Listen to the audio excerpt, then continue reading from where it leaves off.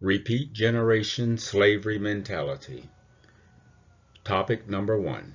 What is repeat generation slavery mentality? Author and producer Isaac Robinson.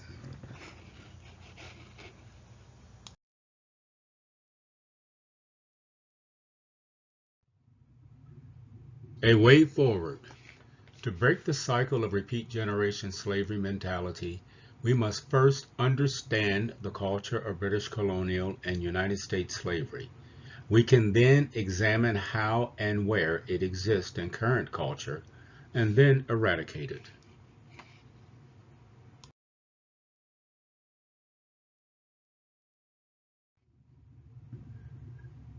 Repeat generation slavery mentality.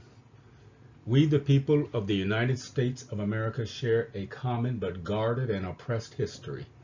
For 339 years of our 500-year existence in North America, we conducted slavery. In 1920, Black historian Carter G. Woodson observed, "One of the longest unwritten chapters in the history of the United States is that treating the relations of the Negroes and the Indians. From 1526 until 1776, slavery was practiced in the British colonies. From 1776 until 1865, slavery was practiced in the United States of America. From 1865 until 1954, 89 years, debilitating segregation was legally mandated and maintained throughout most of the United States. Civil rights movement took on new life from 1954 until present day to achieve equality for African Americans. A lot of civil rights work has yet to be done before success can be achieved.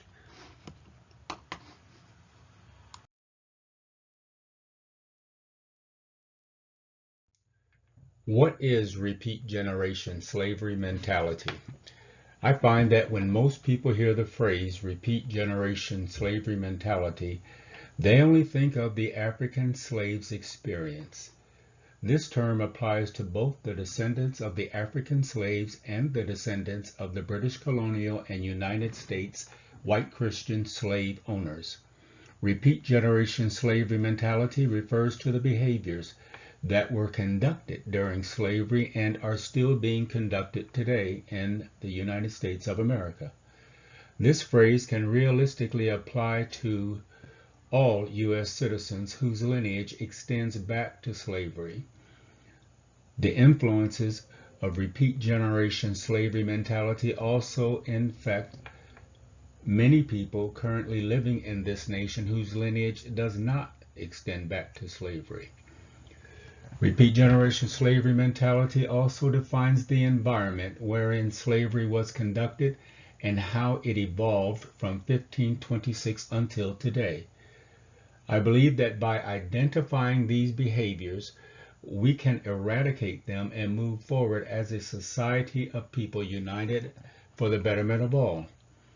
I have attempted to narrow the scope of this writing to the following key areas: the plight of the African slave to African American, the plight of the white Christian slave owners to former slave owners, social characteristics, economic inequalities, judicial injustice, political environment, government-sponsored division.